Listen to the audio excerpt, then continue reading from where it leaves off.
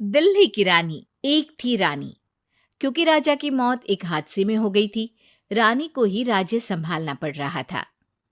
रानी का नाम था रानी रश्मिवती। रानी ईमानदार थी और प्रजा की सेवा में लगी रहती थी। एक दिन उसके दरबार में 3 नौजवान आए, रमेश, सुरेश और दिनेश। कहो, क्या सहायता कर सकती हूँ मैं तुम्हारी? हम आपके दरबार में काम करना चाहते हैं ताकि जनता की सेवा कर सके। लेकिन अभी तो तुम्हारी उम्र बहुत छोटी है। तुम लोगों को तो अभी अपनी पढ़ाई पर ध्यान देना चाहिए। हमारा मन पढ़ाई में नहीं लगता। माता पिता को लगता है कि हम किसी के लायक नहीं हैं और हम साबित करना चाहते हैं कि हम लायक हैं। उत्साह बहुत अच्छा है, मगर अभी उम्र कच्ची है तुम लोगों की। अरे उम्र से क्या होता है रानी जी? शास्त्रों में लिखा है कभी किसी के ज्ञान को उसकी उम्र के आधार पर नहीं देखना चाहिए। बात तो सही है तुम्हारी। और अगर सच में तुम अगर ये संकल्प करके आए हो कि तुमको यहाँ काम करना है, तो पहले परीक्षा देनी पड़ेगी। 3 परीक्षा, एक शारीरिक परीक्षा, एक बुद्धि की परीक्षा और एक देशभक्ति की परीक्षा। और ये क्या है? वो मंत्री महोदय तुम्हें समझा देंगे। हमारे पास समय नहीं है। अगर तुम लोग तैयार हो तो बताओ। हाँ, हम तैयार है किसी भी परीक्षा के लिए। मैं भी तैयार हूँ कुछ भी कर गुजरने के लिए। तो ठीक है मंत्री जी, आप इन तीनों की परीक्षा कल से ही शुरू कर दीजिए। जो आ गया रानी साहिबा। अगले दिन से ही तीनों की परीक्षा शुरू हो जाती है। पहले शारीरिक परीक्षा, यानी किस में कितना है दम, ये देखेंगे हम। क्योंकि शरीर में दम होगा तभी तो प्रजा की सेवा में दम लगा पाओगे। हमें क्या करना होगा? वो पेड़ दिख रहा है, जो सबसे पहले चढ़ेगा उस पे दरबार में नौकरी पाने के अवसर उसी के बढ़ जाएंगे। मैं चढ़ता हूँ। अरे रुको रुको, गिनती गिनने दो। 1, 2, 3। 3 की गिनती के बाद रमेश और सुरेश भागकर पेड़ के पास गए, मगर दिनेश आराम से पेड़ के पास गया। जैसे ही रमेश और सुरेश आधे पेड़ तक चढ़ गए, दिनेश ने उन दोनों की टांग पकड़ के उन्हें नीचे गिरा दिया और खुद पेड़ पर चढ़ गया। दिनेश की जीत हुई। अरे लेकिन इसने बेईमानी की। बेईमानी नहीं की, बुद्धि लगाई। शरीर के दम के साथ दिमाग में भी दम होना चाहिए। क्यों मंत्री जी? हाँ, बात तो तुम्हारी सही है। लेकिन बात अगर बुद्धि की है तो बुद्धि की असली परीक्षा हम कल लेंगे। शाम को जाकर मंत्री रानी को सब बता देते हैं। यानी दिनेश उन सब में ज्यादा होशियार है। जी रानी साहिबा। अगले दिन तीनों की बौद्धिक परीक्षा का समय होता है। आज हमें क्या करना है मंत्री जी? थोड़ा सब्र करो, कल जल्दबाजी में ही हारे थे तुम। सही कह रहे हैं मंत्री जी। अरे तू क्यों ज्यादा बोल रहा है? तू भी तो हारा था ना कल। ए दिनेश, ज्यादा होशियार मत बन। अरे लड़ो मत। आज की परीक्षा पर ध्यान दो। आज की बौद्धिक परीक्षा में ये कुछ बोरे हैं, कुछ में नमक है और कुछ में रुई। जिसको जो ले जाना है उठा लो। देखते हैं कि कौन जल्दी से कोई भी एक बोरा नदी के उस पार लेकर जाता है। समय शुरू होता है अब। तीनों बोरों की तरफ बढ़ते हैं। सुरेश, नमक की बोरी भारी है, ले जाने में मुश्किल होगी। हाँ, सही कह रहा है।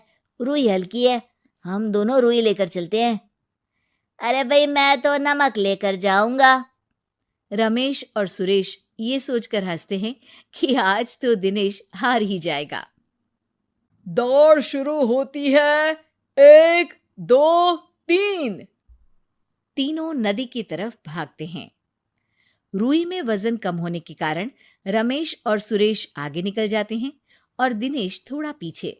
पर जैसे ही वो सब नदी में जाते हैं, दिनेश की बोरी का नमक गलने लगता है और वजन कम हो जाता है, जबकि रमेश और सुरेश की रुई में पानी भर जाता है और बोरी का वजन बढ़ जाता है।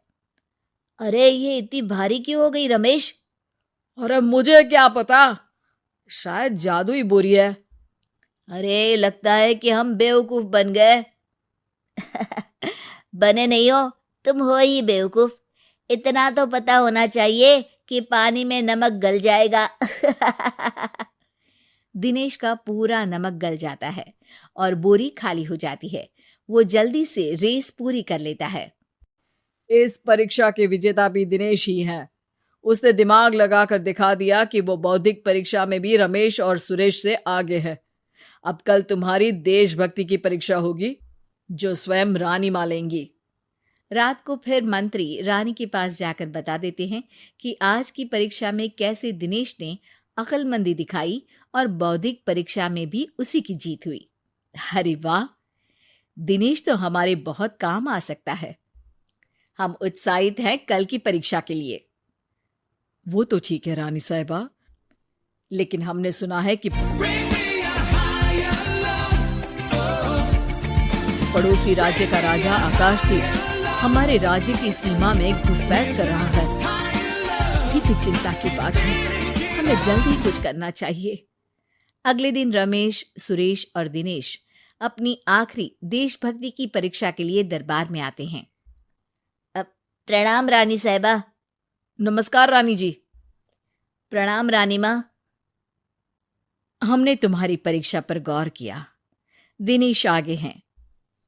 हम तुम तीनों में से किसी दो को ही दरबार में काम दे सकते हैं। किसी एक को आज जाना होगा। तो देशभक्ति की परीक्षा के लिए तैयार हो? पूरी तरह से। मैं तीनों से एक ही सवाल करूंगी। जिसका जवाब सबसे सही लगेगा उसे तो नौकरी मिल ही जाएगी। फिर दूसरे सबसे सही जवाब देने वाले को भी काम मिलेगा। आप लोगों का समय शुरू होता है अब।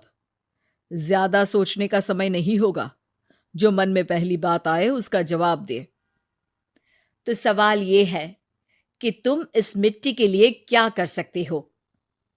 मैं इस मिट्टी को साफ रखूंगा। यहाँ के लोगों के भोजन की कमी को मैं पूरी करूंगा। मैं यहाँ के लोगों को गले लगा लगा के उनको खुशी दूंगा रानी माँ, और गरीबों के लिए घर बनवाऊंगा। मैं इस मिट्टी के लिए किसी की जान भी ले सकता हूँ रानी माँ। मंत्री, दिनेश को एक तलवार दो। जी रानी जी। दिनेश, पड़ोसी राज आकाशदीप की जान तुम्हारे हाथ में है। जाओ, अपना काम पूरा करो। आज रात को तुम उस पर हमला करोगे जब वो सो रहा होगा। दिनेश वहां से चला जाता है। रानी माँ, ये आपने क्या किया? अभी किया नहीं है मंत्री जी। आप आकाशदीप को संदेशा भिजवाओ कि पड़ोसी देश का एक कातिल रात को उन पे हमला करेगा और दिनेश को पकड़वा दो। अरे, ये आप क्या कह रही हैं? और क्यों कर रही हैं आप ऐसा? राजा को लगेगा कि हमने उसकी मदद की, उसकी जान बचाकर। वो हमारे राज्य का पीछा छोड़ देगा और हमारा एहसानमंद हो जाएगा। और दिनेश का क्या होगा? इस राज्य को दिनेश जैसे शातिर और लड़ाकू लोगों से ज्यादा जरूरत है, ऐसे लोगों की जो लोगों को खाना खिलाने की और खुश करने की बात करे। और ये गुण सुरेश और रमेश में है। इन्हें नौकरी दे दो। दिनेश बहुत चतुराई से नौकरी हड़पना चाहता था, जिसके लिए उसने रमेश और सुरेश जैसे दोस्तों का भी नुकसान किया। पर रानी ज्यादा चतुर निकली। उसने एक तीर से दो निशाने लगाए।